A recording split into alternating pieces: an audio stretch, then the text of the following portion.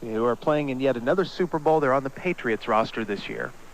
Joining us now here on Sports Radio 1310 The Ticket are two of the New England Patriots. They are the brothers, yet again playing in a Super Bowl. We've had them on the show many times before. Each of them with some vocal problems, which we won't get into. Why don't you bring that up? We don't want to get into because you're such nice guys. Yeah. It's the Skinlonen brothers, ladies and gentlemen. New England Patriots deep snapper Nick Skinlonen, weighing in at about 380 pounds. You're 6'7". You're a behemoth of a man. I'm 373. Thank you. 373. Good to see you. Not 380. Yeah, good to see you too. Musers. And Nick, how you doing? I'm doing great, man. And also with us, and also with the New England Patriots, is Nick's younger brother, Rick Skinlonen, who is backup punter, we understand, for Bill Belichick's team. And you're weighing in at 110, I believe, this year? 103. 103. Yeah, I'm Atkins. Lightest player in the NFL. Atkins, I lost 6 pounds. At 5'2", 103, the smallest player in NFL history, we believe. Yeah, isn't that weird? Yeah. Well, welcome. Like Gold Bush Bomb. Welcome to the Super Bowl once again. Yeah. You guys were picked up late in the season by Bill Belichick for the Super Bowl run, I guess, for insurance at both positions. Yeah. I was brought in as a backup deep snapper, but I can't even deep snap anymore. You can't. I've gotten so big, I can't get the ball through my thighs anymore. Oh, that's terrible. Yeah, I am my fat ass, and I cannot I keep telling you, low carbs. Well, I know, but man, I love carbs. I love cookies. I like, hamburgers, pizza. So much with those cookies. I now play guard. I am a backup guard. Oh, you're guard now. I'm praying that I will be activated for Sunday's game. Really? Yeah, but I don't think I'm going to be. Why not? Because Belichick hates me. Bill Belichick hates you? God, he hates me. Why? He hates me. But you're both such nice guys. Why does he hate you? I don't know. Well, mine is one particular incident a couple of weeks ago. The playoff games have been so close. Yeah. The parody thing. Right. Of today's NFL, that we always talk about. Well, you remember when we played the Titans? Yeah. It was a close game. Very close. 14-14 late, I think, right? Yeah. And I thought with like 5 minutes left that we had it. I thought we were winning. Right. And everyone was talking like, hey, man, time to dump the Gatorade on the coach, man. Right. That's how some of the black guys talk, Oh, my God. Oh, my God. I'm like, yo, dog, who's got the Gatorade, man? Right. Because they thought we were going to win. Well, I thought there's like 5 seconds left in the game. There was like 5 minutes, and it was tied. Right. But I dumped the Gatorade on Belichick. And he was so mad. I mean, you talk about bad karma. It's a tie game. So you just got caught up in the moment. They're like, dog, man, what are you doing? I'm sorry, man. I didn't know. Well, that's awful. I can see why Belichick hates you, Nick. But Rick, he hates you? Well, I don't know that he hates me as much as I think I'm going to get cut before the Super Bowl. You can't get cut before the Super Bowl. Why would you want to run him out of the field? The thing is, I was brought in, right, as a backup punter. But mainly, I'm there in case the headsets go out. Right. I'm supposed to yell in the plays. But with your voice. And we can't hear him. That's the thing. My voice a week and a half ago was perfect. But now we can't hear him. You're telling me it was perfect a week and a half ago? Yeah. Oh, I had a big booming voice. Right? Yeah. As a matter of fact, I was selected to be the next voice at the NFL Films. It was so good. Yeah, he sounded a lot like John Facenda. Yeah. The autumn wind is a radar. What happened was, Right. Nick and I were goofing around, and he took a manhole cover and threw it at me like a frisbee. Yeah, 'cause I'm real strong. Yeah, you're very big. I can throw a manhole. I forgot he was such a wimp. So I jumped up because I didn't want it to hit my throat. Right. I jumped up. It broke my femur in half. Oh, no. Yeah, so I'm out as a punter, right? Right. But I can still call in the plays because of my loud voice. Right. Well, since I'm on crutches, Nick started chasing me, thinking it's going to be funny, right?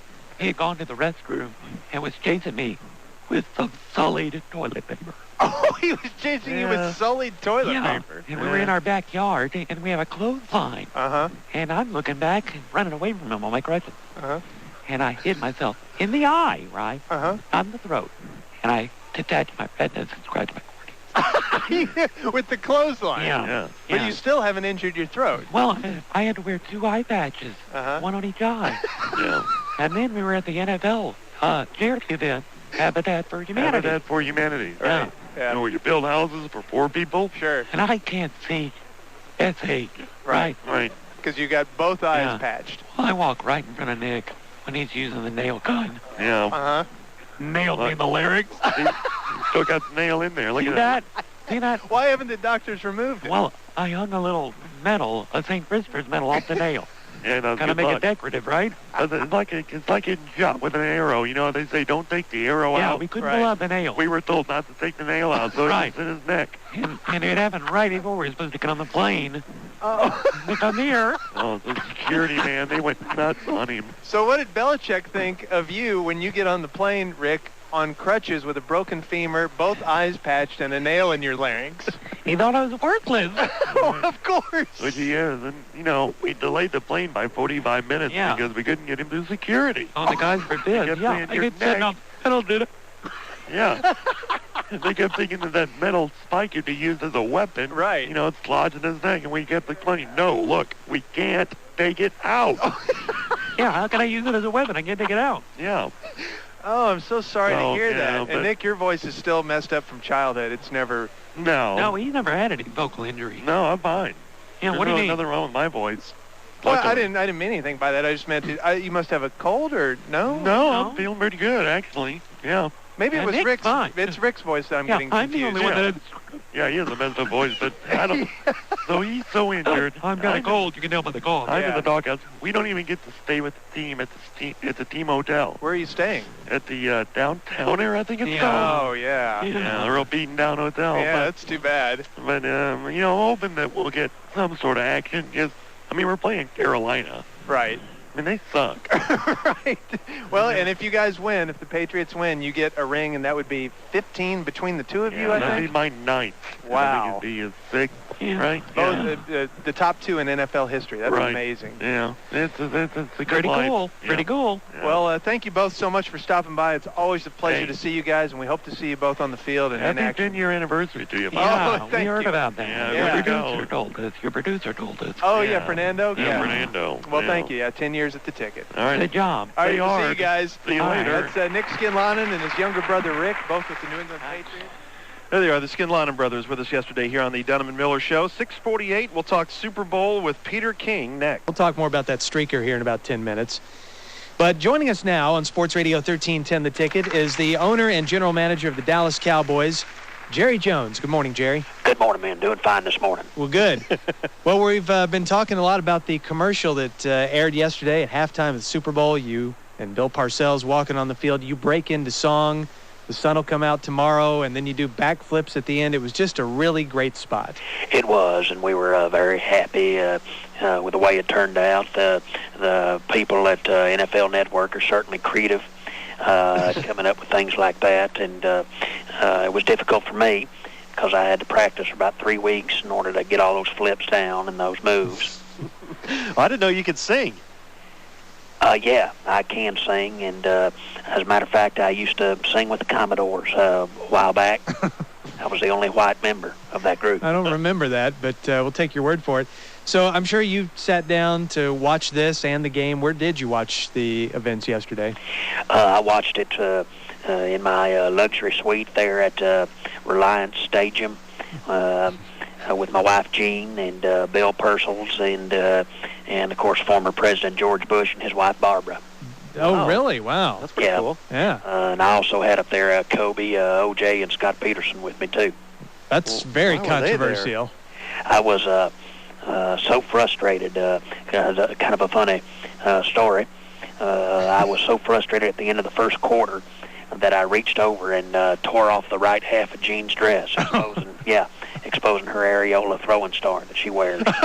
Oh, my gosh. And Bill Parcells, he gets a kick out of it, and so he reaches over and tears off Barbara Bush's dress, Oh, no. yeah, exposing her bruised and tattered memories. Oh, gosh. So then I get out of hand and I tear off Bill's bra, exposing his bloody nipples and swastika tattoo. So His what? So it was a wild. I'm teasing, of course. They weren't bloody, but it was a good time there. Well, it sounds like it, and it was a thrilling game too. You must have really gotten into that late in the game. It was, and it wasn't, but it was, and we did. I celebrated afterwards by having my face retightened. That was a nice thing. Oh, jeez.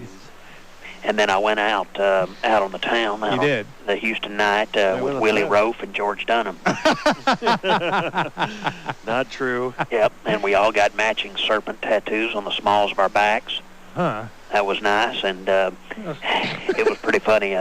Old George Durham, I don't know if y'all know him, but... yeah, he's on the show with us right now. Right our here. PA guy, and he got so blasted he ended up with some Mexican hooker up under a park bench. That's so stupid. And George and I is you know, when you're drinking with buddies and everything, how it's kind of volatile. Right. George and I got in a fight, and I took a swing at him and missed him because he ducked. And after I swung, he came up with about 3 quick uppercut body shots. Oh, God. Yeah. George, you didn't tell us this. This is just totally fabricated. I don't know this happened It was either. really funny. I was vomiting and bleeding, but I was dying laughing at the same time. Well, do you think your Cowboys are a long way from the Super Bowl, Jerry? And, of course, then we went out for No, some there's cow more. tipping and cop car burning. Remember that, George? No, I don't remember that so much. Sure don't. But, hey, Craig, Yeah. ask George about using the N-word in front of Willie Rofe. George, That's how George got I the don't broken use ankle. the N-word, sir. you broke your ankle, George? And then we all snuck into NASA and tried to steal the space shuttle. You know, I thought George would have learned his lesson not to hang out with you at Super Bowls. Oh, it was a wild time. George was driving the space shuttle, and we couldn't get it to take off, so we just ended up joyriding for a couple hours around Houston. You remember the look on those people's faces, George? No, this is a made-up story. We took it through the Jack in the Box drive-through. It doesn't sound made up. Well, what do you mean it doesn't sound made up? This is ridiculous. Come to think of it, I'm really depressed that the Cowboys didn't make it to the Super Bowl. Well, Are ya? Jerry. Hey, the sun will come out tomorrow. Yeah, you shouldn't be depressed. You had a great year. That's just a song, Giorgio. In reality, the lyrics go, no funeral.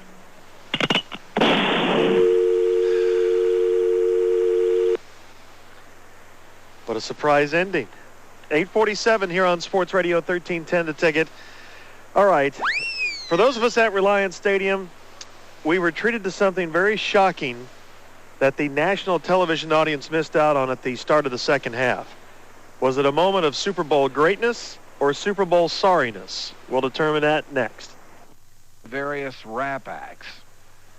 And the first one they ran out, I can't recall his name off the top Run of my DMC, No. Beastie Boys, Cool G Rap, LL Cool J.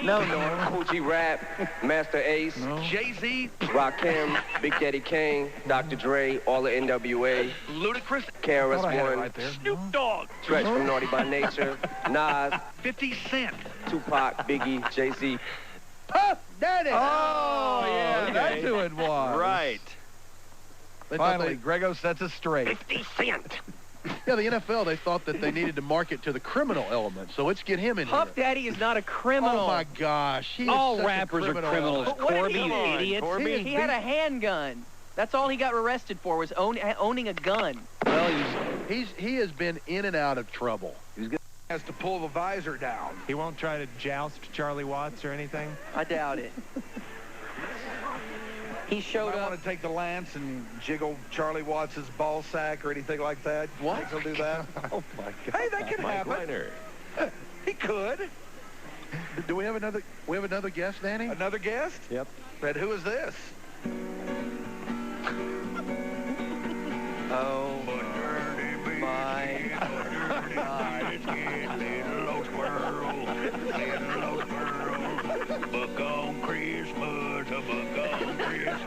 So Carl from Sling Blade?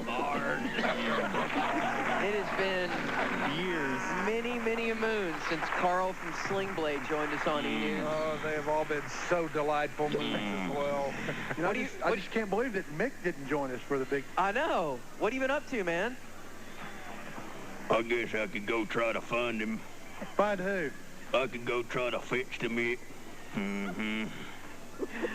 Do you know Mick Jagger? I think I've met him from time to time. Mm-hmm. Well, Carl, I'm glad you could join us. No, I can hang out. Mm-hmm. No, I'm not kicking you out. I'm just saying it's good that you could be here with us. You still going on the small of your wife's back? Yeah, I'm going there. Mm-hmm. I'm going there. Mm. Now, Mick Put Jagger. your penis doo-doo there. Mm-hmm. What? What did you say? What? I thought I heard something. Carl, you might want to just sit there and listen to us for a while. I'm scared to be in the same room with him. Maybe work on that tiller over there in the corner or something. Snake. Jagger wore. You're supposed to wear a top hat and tails when you get knighted. He wore football pants, right? He wore a long black leather coat, a purple scarf, and according to my sources, sports shoes. That's what I wore to work today. So tennis shoes. Yes. I applaud Mick for that. He took his 92-year-old father, Joe, and 2 of his daughters to share the occasion. And he said this about Keith Richards. Are the daughters legitimate or otherwise? They're legit. He said this about Keith Richards. He says about him bitching about Mick getting knighted because it's not very Stones-like. You ought not talk that way. What way? Saying that word, that's a vulgar word. You're just a boy. I'm 34. You're just a boy. No, I'm not. Dirty engine, you're just a boy. He says it's a bit like a bawling child who hasn't got ice cream, isn't it? Talking about Keith. Huh. I don't think he needs to be saying that about his partner. Well, just pretty much ignore him. Could the Stones survive if Children shouldn't bawl either. If Keith, he's 62. If Keith quit, could the Stones survive? Wouldn't be the Stones. They couldn't go on tour with Mick and Charlie? Nah, you can replace Bill Wyman, but you can't replace Keith. Or Mick. It still be the Stones. Well, you can't replace Mick. I say Keith. If Keith dies today, they can replace him, and the show goes on, and they sell out. Okay, you don't think people go see Mick Jagger and Charlie Watts and call it the Stones? No. No. I don't think they would. That's a stretch. Carl? Yeah, I can't see that.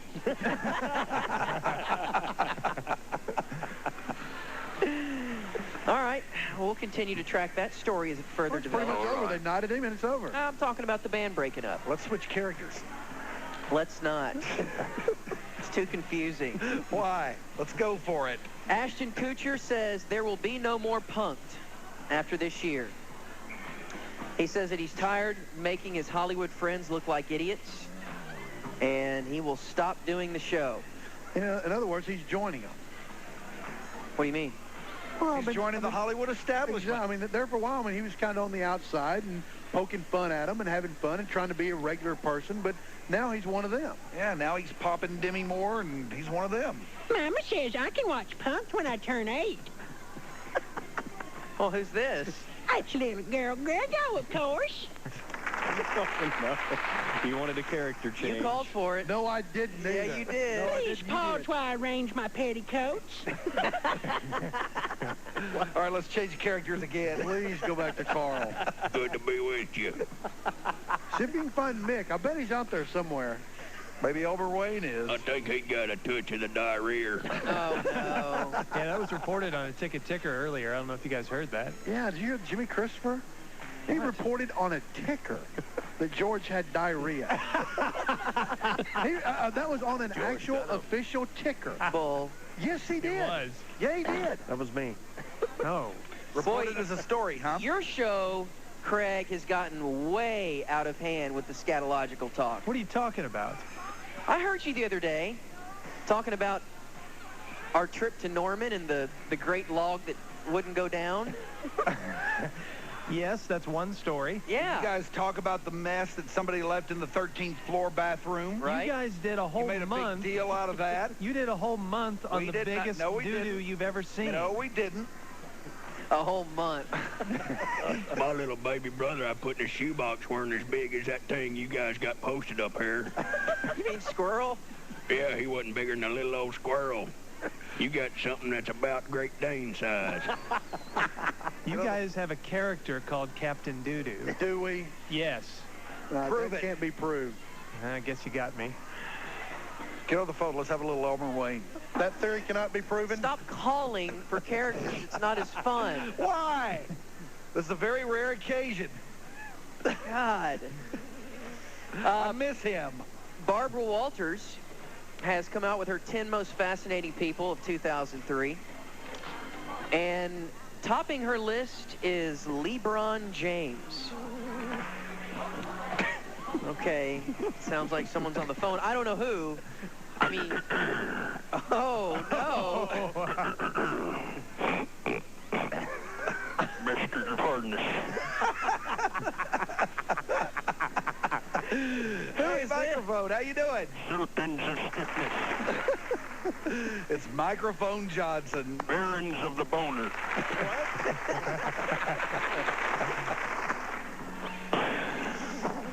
So, what's going on, man?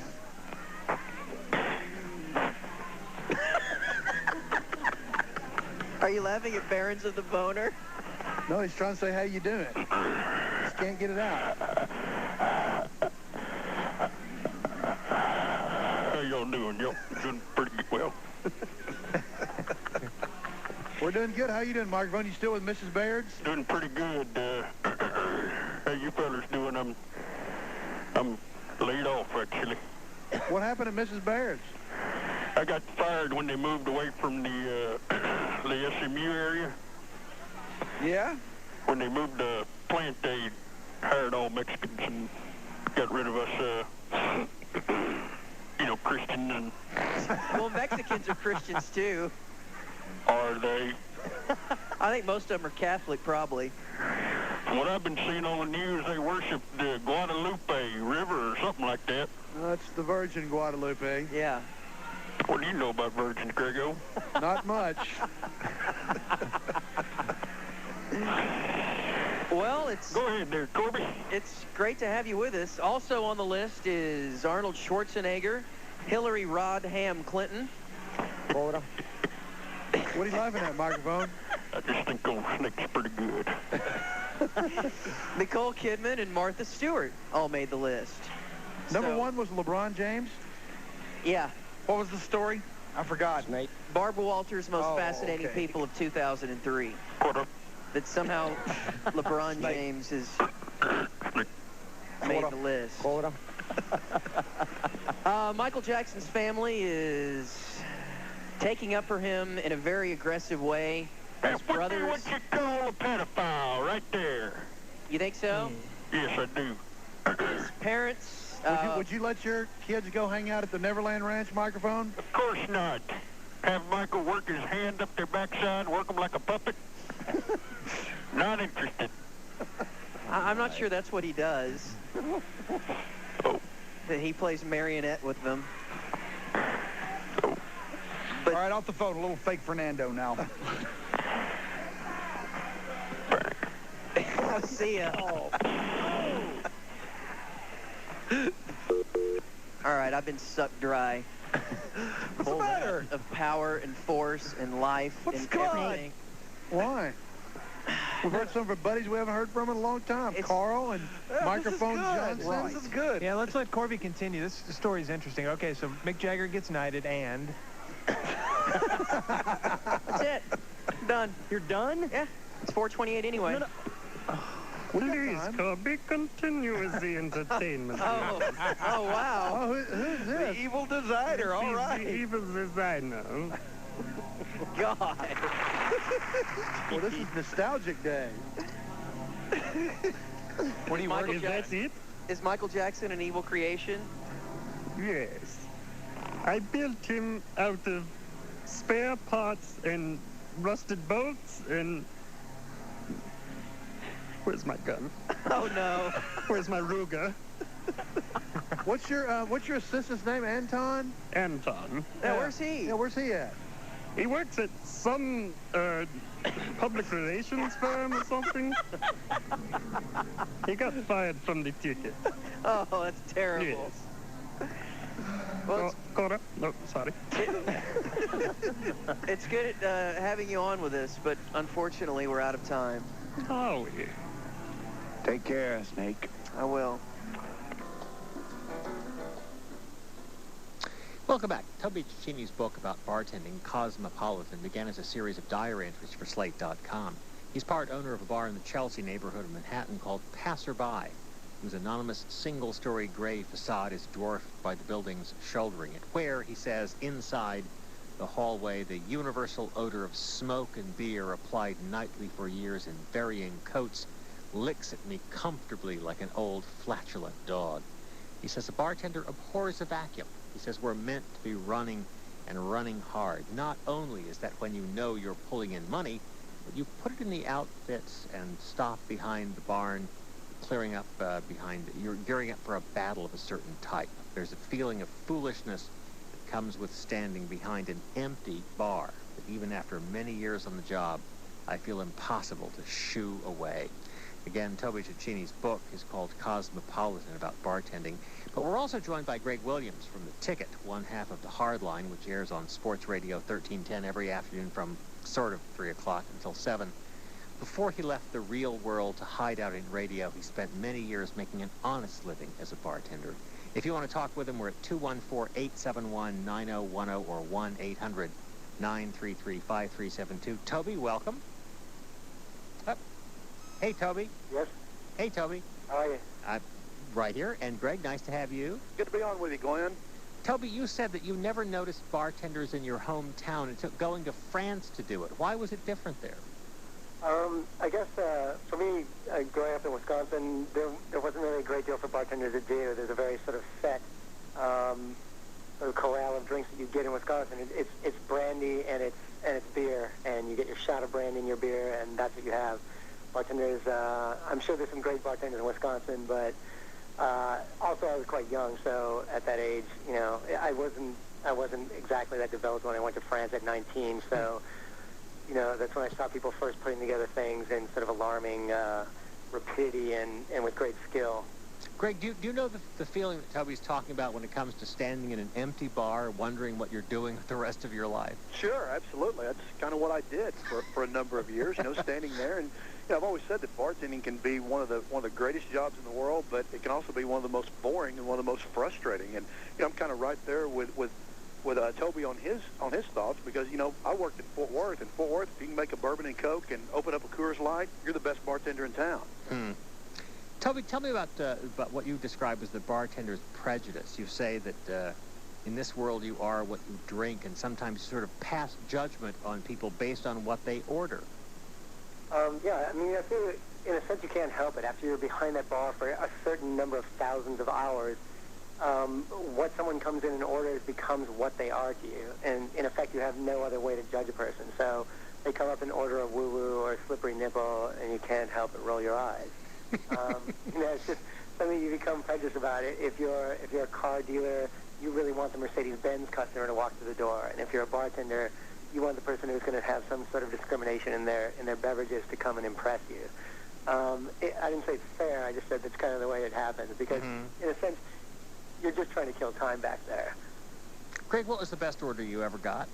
Best order? Yeah. Oh my gosh. To me, the amusing part was the people that would come up and they sit around there. You know, I worked at mainly young bars where there was, you know, it was a younger clientele, and people would sit around and they'd make up drinks in their apartments, and then they'd come into a bar and you know, ask you what you know, to make this drink that you've never heard of. And I used to always tell them the same thing, that you know, if you can tell me what's in it, I can make it for you. But you know, I've never heard of a, you know, upside down whatever.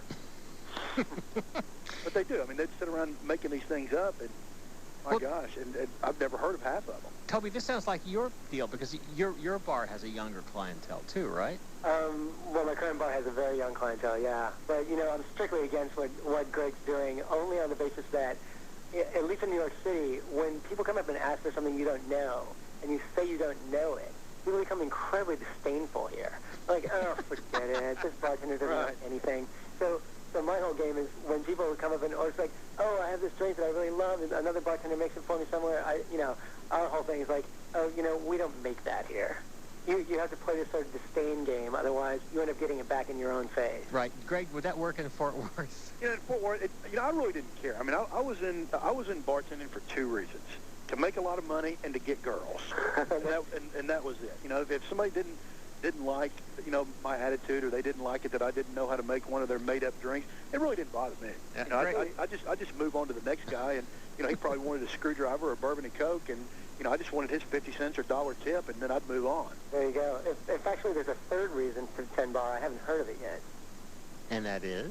Beyond making money and getting girls. I think that's, everybody's prime locus there. Right. Yeah. So there is no third one, is what there you're is saying. None. Right? No, that's it. That's it. I'm telling you, make money and get girls. All right, well, this has scooped two of my next questions. Okay. Which is, do you get girls, and what do you think is the good tip? Greg? To me, getting something out of everybody. I used to always say that if I could get just a tip out of everybody, a quarter. I said if I could get a quarter out of every order that I made, then I was going to make a fortune. A lot of people think you have to have money that folds. That's kind of a bartending term. They want folding money. To me, your change is where you made the money. Really? Yeah. Wow. Well, you know what? Now I haven't bartended since like 1988.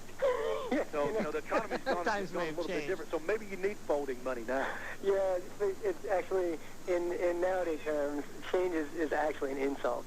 When people leave change on the bar, I used to have this thing that I did where I would sort of push it off the end of the bar with my fingernails, so to say, you know what, you left your Subway token on the bar here, and you better pick it up. I went the opposite way, Toby, because, like I said, it was a long time before, but I used to have a trick where I would always keep it wet in front of my bar, and so I'd set their change in the water, and it was hard for them to get it up. And so then they'd finally just say, oh, hell with it, just keep it. All right, so much for change. Now let's talk about getting girls. Mm-hmm. How does this work? I mean, presumably if you're busy, especially like, Toby, you described Friday nights and Saturday nights being showtime. Yeah. You're flying all over the place. How do you chat up a girl? The maelstrom. I mean, you sort of do and you don't. One of the things that I talk about in the book is that it's almost uncanny how it has nothing to do with you. The fact that you become suddenly this object of interest for, women or men or whoever's out there looking at you. It's just the fact that you're behind the bar. It's a sort of stage, and people look at you, and there's something about it they want. You don't necessarily have to be talking to anyone for them to, be sitting there for hours and start taking a sort of, passive interest in you. And by the time the maelstrom stops, they'll say something to you, and the game is on. It really is, it's uncanny how it can be something that you're not even working on at all. Greg, did you have the sense of being on stage, of performing? Not really. When that movie Cocktail came out, I don't know if you remember that. When that movie came out, I always thought that kind of set bartending back. Oh, yeah. Because while everybody else was doing all the fancy stuff and rolling the bottles up, I worked in the bars I worked at were very heavily inventoried. So you couldn't be slinging. You're dealing with a liquid product. You couldn't be slinging stuff around the waist or you'd get fired. But I always thought that really kind of set everything back because, we weren't really flashy. Like I said, I was in it to make money. And the more money that you could ring up on your register, the more money that you were going to make. And so I never really felt like that I was on stage per se. But I'll tell you what I did like. I did always like that 3-foot cushion because I had that 3-foot cushion from the crowd. And that could really separate yourself where that, I never really wanted to be out there in that mess. And one other thing that really helped you out, Toby can tell you this, you're sober. They're not. So you always had the leg up. Greg, what was your first job? How does somebody get to be a bartender, a beginner that Toby calls an untender? Well, I was just too lazy to work. I was too lazy to get a job. So I knew that I couldn't get up early in the mornings, and I was a pretty lazy guy. So I said, there's only one hope for me. I've got to work in the clubs at night, being a bartender. But I started out as just a guy that walked around sweeping the floor with a broom and caddy and bussing tables. Then I worked my way up to be a bar back. But, I did all this within a year.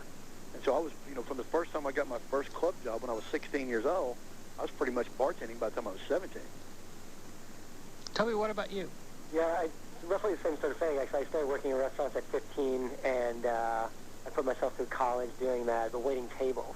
And it wasn't until I came to New York and started working at the Odeon that I was waiting tables there, and the same sort of thing. Just got tapped by the head bartender there to train behind the bar, and that's a very serious classic bar in a beautiful room in New York, and it was somewhat intimidating at first, but yeah, within 6 months I had it down completely pat. But what Greg is saying about the crucial 3 feet of wood is so absolutely true. Just paramount. It was shocking to me, the change going from waiting tables on the same floor to tending bar right next to it. And some of the same people who were being incredibly supercilious and looking down their nose at me on the floor when I was a waiter were the same people glad-handing me and tipping me incredibly when I was behind the bar. I just couldn't understand it. I gained in prestige by simply stepping around the bar. It's definitely, when you're in the service industry, bartenders are definitely the king. Yeah. I mean, that is you are at the top of your profession. Right. When you're finally the guy that controls the liquor and you control the cash register and you control your section of the bar, you're definitely the king. Mm. Man. Toby, what are your, and Greg, what were your rules for cutting somebody off? Toby? A lot of gray area there. I very much play that by individual. If my absolute rule is if people are being aggressive, they got to go out because, you know, if punches are going to start getting thrown, pretty soon they're going to be aimed at me, and I'm not in for that. Never mind that 3-foot cushion. Yeah, They'll come after you. If they're hassling women or if they're being really aggressive towards anybody in the bar, they go out immediately. If they're just kind of drunk and they're being fun or being loopy and being silly, I kind of play it by law. I should cut them off. I mean, the law says that I have to, actually, but I don't really always. If people are fun and just being silly and they're drunk, I might suggest, you know, once you have one ginger ale, and then next time I'll make you, you know, sort of play it that way. But I won't necessarily cut them. When you cut someone off, you have to know in advance that you're going to get some aggression. Is part of it maybe the difference in Manhattan is that you assume that in most cases they aren't driving? Exactly. People just don't drive in New York. Like, almost no. If someone has a car, and it's incredible to you when someone comes up and says, can I park on the street? Like, wow, you have a car? It just almost no one does here. So, yeah, it really isn't the same thing as, say, in Los Angeles or down in Texas. Everyone's driving there, and so it's a much different thing. And if you're drunk, it's very benign. You know, you get in a taxi, you go home, you have a headache. We're kind of, that's actually a great privilege here, that you can kind of do what you want in terms of drinking. And even the police don't take it terribly seriously. Nobody ever cracks down on you for not cutting off a drunken customer. It just it has no repercussions here. Greg, on the other hand, you were working bars in Fort Worth. What set up your red flags? When they run out of money. When they ran out of money, they were cut off from me. But you got to remember, when I bartended, it was the late 70s, early 80s, and that was before that really they started cracking down on bartenders and you know, drunk driving, which, by the way, they should have done that. I mean, when I worked in bars where they had 3-for-1 drinks during happy hour, I'm sure it was amazing. I mean, you know, a regular mixed drink was made in a pint mason jar with 3 shots of liquor, and people would come in there and have you know, say they had 3 drinks, that's 9 shots of liquor, and it was on a nightly basis. And people, you know, I worked the 10-cent beer, 25-cent mixed drink nights, you know, where somebody would come in and get a 8-shot bourbon and Coke in a quart mason jar. And it was just, you know, this is the late 70s, early 80s where people just got absolutely blasted. So, you know, the law enforcement cracking down on this, I mean, that was a good thing. But, you know, I mean, I've served people that couldn't stand up before. Not really proud of it, but it's the truth. That's like the old joke about, you know, the bad night at the ballpark, dime beer and handgun night. Yeah. That's exactly what that sounds like. Oh, I've seen, there's been some nights, and, you know, I worked at a couple of the real happening bars at the time in Fort Worth, and I actually worked Confetti in Dallas, you know, in 1983. And that place was the happening bar. That was the place to go. Toby Cicchini's book about bartending is called Cosmopolitan. His bar in New York City, if you happen to be there, is called Passerby. Greg Williams is on the ticket every afternoon from 3 to 7 as one half of the hard line. If you want to talk with him, they're at 214-871-9010 or 1-800-933-5372. Jeff, good afternoon. Hey there. Hey. I have a question for Greg. I understand from looking at the ticket that he was one of the best bartenders in the DFW area, so I figured you can answer this. Is it true that if you tip a bartender up front, like the first time you go up to order a drink, you put down a $5 bill if you're going to get stronger drinks the rest of the night? You know, Oh, I'm sorry. That was my fault, and we will call Greg back right now, and we will get the answer to that question. If you want to ask a question in the meantime, we're at 214-871-9010 or 1-800-933-5372. Until we reestablish our connection with Greg. Toby, absolutely. I'm happy to. In fact, that is a brilliant idea.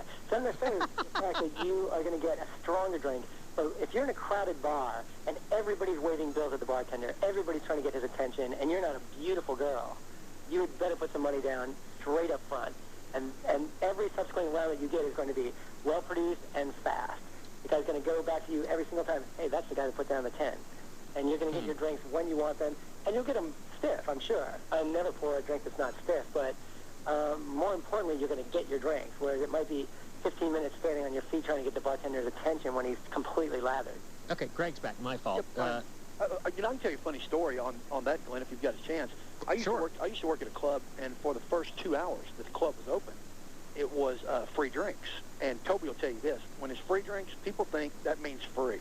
Yeah. I mean, they think that means free, and you always hated it. So we had 8 bar stations, and everybody had to be there to open, but only 4 bar stations were open up. It's they told us to get in granny gear, not to get in any hurry. And so these people, you got 1 cup, and you had to use that 1 cup for your free drinks, and because they charged you a cover. And if you lost the cup, you had to get another cup. And so one of the things that used to just drive me crazy was people, when I was making a drink, they'd come up and they'd stick they'd take that last drink and then they'd slam their cup down on my bar mats. Well, I never missed a beat. I just grabbed their cup and throw it right in the trash. And say, hey, that's my cup. I'm like, hey, sorry, don't put it up there. But a trick we used to have as bartenders is, since only 4 bartenders were able to work, we couldn't drink before our shift started. And so during free drinks, people would just be mobbed, like almost a mosh pit, trying to get drinks.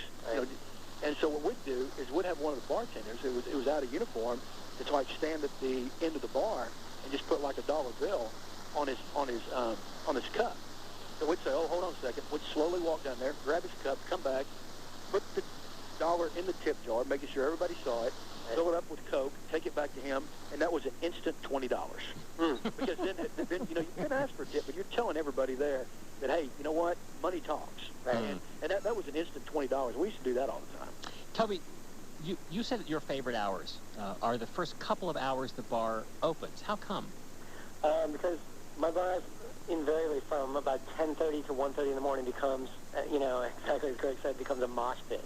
And I'm just running frantically. And in the sense that I do like that, it's always those first few opening hours that the kind of more complacent clientele comes in. I get to talk to customers. I get to suggest wines. And it's just, I know I'm going to make my money later on the night, but I need to sort of put on the armor beforehand. And so it's nice to just be in that granny gear, just kind of coasting, getting my steam up, having a coffee, just kind of getting myself ready. And the bar is kind of, all the candles are lit, everything's set and going, it's sort of pretty. It's just the calm before the storm, and I just love that period of time. Greg, this is an email from Phyllis in Mesquite who says, I think you just lost your neocon card. Cannot wait to tell the guys you were hanging out with, those sissy liberals at KERA this afternoon. Oh, I'm sure that I'm sure I'll get plenty of that. There are no secrets in this town, let me tell you. That's very true. If you want to talk with us, 214-871-9010 or 1-800-933-5372. Charlie, hi. Hi. I just wondered, are there any, for one of your guests, the Dallas guest, are there any non-smoking bars in Dallas? And 2, I've always wondered why different alcohols, regardless of the active ingredients, the same in all alcohols, like wine and brown liquor and clear liquor, and beer, all affect you in different ways. And I've always wondered why that is. Well, Greg, you can answer the first part maybe, and then you guys can talk about the second. No smoking bars around here? Oops. Hey, Greg, still there? Yeah, I'm still here. Okay, Greg, no smoking bars in Dallas? No? See, I thought I did this right this time, but apparently I didn't. Well, we should call Greg back again. Well, you can always come to New York City, where all the bars are now no smoking. Okay, very good. In fact, including mine. Why don't I answer the second question while you're getting Greg back? Sure. That's actually a fascinating question, and I have an entire library of cocktail culture. I write the cocktail column for GQ magazine. I consider myself an expert. I haven't the vaguest idea. I know exactly what you're talking about. Different liquors affect you completely differently. And you have the bulk of liquors, most hard liquors on the shelf are 80 proof. Mm-hmm. And yet they affect you wildly differently. Yeah. Tequila is like a psilocybin drug. Chartreuse, which is